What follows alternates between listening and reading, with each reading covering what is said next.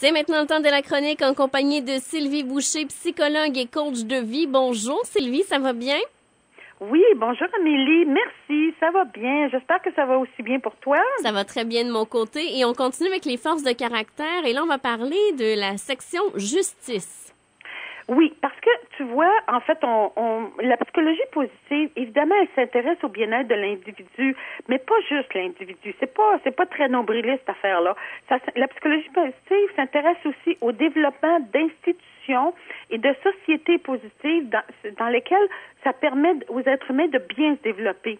Alors justement, les dernières forces de caractère là, de la liste, ça concerne justement la vie en société. Donc, la première vertu d'aujourd'hui, c'est la justice, c'est-à-dire des forces qui sont à la base d'une vie sociale harmonieuse, qui sous-tendent une vie communautaire saine. Alors, c'est quand même intéressant. Et la première, c'est la citoyenneté, c'est ça? Oui, c'est ça. La première force dans cette vertu-là, c'est la citoyenneté, le travail d'équipe et une certaine forme de fidélité au groupe. Donc, c'est la capacité de bien fonctionner, dans le fond, au sein d'un groupe. Quelqu'un qui va exceller en tant que membre d'un groupe. Tu sais, il y a des gens que c'est le fun de travailler avec eux autres en équipe parce qu'ils fonctionnent bien, ils sont fiables, ils sont fidèles, ils sont dévoués. Alors, c'est toujours le fun, ça. Alors, cette force de caractère-là, c'est ça. C'est de faire sa part de travail puis de travailler dur pour le succès du groupe, pas juste pour le petit nombril. Alors ça, c'est quand même une belle caractéristique, une belle force pour soit le travail professionnel ou tout simplement la société. Et dans cette section-là, la deuxième, c'est l'impartialité? Oui, impartialité, équité et justice. En fait, là, c'est de traiter les gens de manière égale sans discriminer à partir de ses propres préjugés. Parce qu'on en a toujours un peu, mais il faut faire attention comment on traite les gens. Alors, traiter les gens équitablement, c'est quelque chose que des fois on a, puis on le fait de façon comme générale. Et c'est important quand on a cette force-là. Donc, on ne laisse pas nos sentiments personnels influencer nos décisions à propos des autres. On donne à chacun sa chance de façon juste. Alors, c'est ça l'impartialité, l'équité et la justice. Et dans cette section-là, le dernier, c'est le leadership. Oui, ben écoute, ça, tout le monde en parle, développer son leadership, faut être un bon leader, bla bla bla bla. C'est super important. En milieu de travail, beaucoup. En fait, là, c'est la capacité de leadership, là, c'est d'être bon pour diriger, encourager un groupe à faire ce qu'il a à faire, puis maintenir l'harmonie au sein de ce groupe-là. Hein. C'est pas juste leur dire, pas faire le petit boss de bécasse, fais ci, fais ça. Donc, un bon leader, c'est quelqu'un qui est capable de maintenir son harmonie, ce qu'on appelle inspirer son équipe, tu sais, et faire en sorte que chacun se sente inclus dans l'équipe. Ça, c'est important. Ce sont évidemment des gens qui, habituellement, sont doués pour organiser des activités puis voir à ce que ça se passe bien, tout en veillant au bien-être de chacun des membres de l'équipe ou des participants. Alors, c'est ça un bon leader. Et là, on change de catégorie, la tempérance et la modération. Ben oui. Écoute, ça, c'est des forces qui nous protègent contre les excès parce que les êtres humains, on est très, très bons pour faire des excès. Que ce soit des excès de n'importe quoi. Et en ce moment, sur la planète, là, il y a beaucoup d'excès de toutes sortes de cossins qui sont pas très bons. Alors, tu vois, la première force, écoute, ça s'appelle le pardon et la pitié. C'est d'être capable de pardonner à ceux qui nous ont fait du tort. En fait, ça veut pas dire de les inviter à souper dimanche soir. Ça veut pas dire de les excuser puis de dire oui, mais tu comprends pas, il m'a tué parce que, ou il a tué mon enfant parce qu'il a été malheureux. Non, c'est pas ça que ça veut dire. C'est, dans certains cas, si c'est possible, on donne une seconde chance aux gens. Pas quand ils ont tué, par exemple, mais mettons, je sais pas, un voisin qui aurait fait quelque chose de pas gentil, je peux lui donner une seconde chance.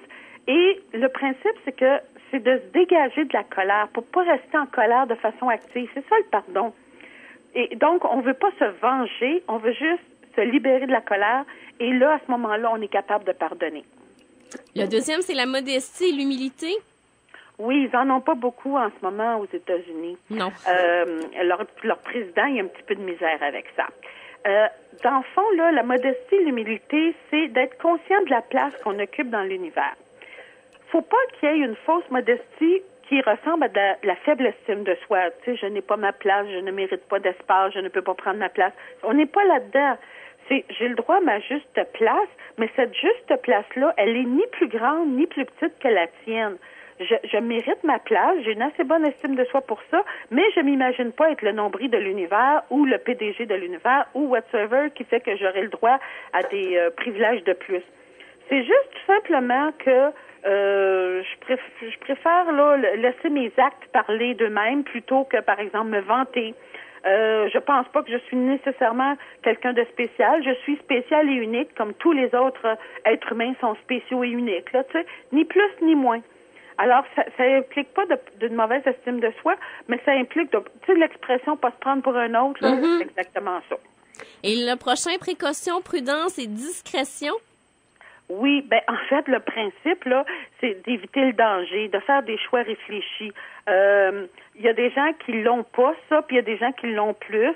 De faire ou de dire des choses de pas faire et de ne pas dire, c'est-à-dire des choses qu'on risquerait de regretter par la suite. C'est l'inverse de l'impulsivité ou de la personne qui, par exemple, te regarde puis te dit, écoute, moi, je suis très honnête, alors ta robe te fait pas bien, tu sais. Tu pourrais être un peu plus discrète puis tu sais, faire un peu plus attention, là, parce que non, t'as pas besoin de me dire ça, tu sais. Et dans cette catégorie-là, il y en a un dernier, maîtrise de soi et autorégulation. Oui, tout à fait. Ça, c'est la capacité de contrôler ses émotions et d'avoir de la discipline. Contrôler ses émotions, ça peut être très simple. Je suis très fâchée contre toi, mais je vais pas t'arracher la tête ou t'engueuler comme du poisson pourri. Tu sais, je vais m'exprimer de façon adéquate. Je suis capable de gérer mes émotions. Je suis aussi capable d'avoir de la discipline dans le sens de dire, ben là, j'ai le choix entre faire un rapport et aller sur Facebook. Je vais faire mon rapport parce que c'est ça qui est important. Tu sais? Alors c'est ça.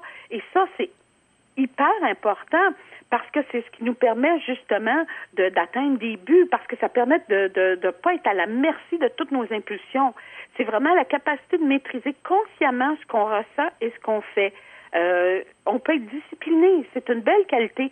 C'est pas la disciplinée style je ne me permets pas rien parce que ma maman moi je vais me chicaner là. C'est une discipline qui est la capacité de faire ce qui va me permettre d'atteindre mon but, même si c'est pas toujours drôle à court terme. Alors c'est vraiment une très grande capacité hyper importante à développer là. Ben merci Sylvie. Alors on se retrouve dans 2 semaines pour la dernière partie des forces de caractère. Absolument. Bye bye. Bye.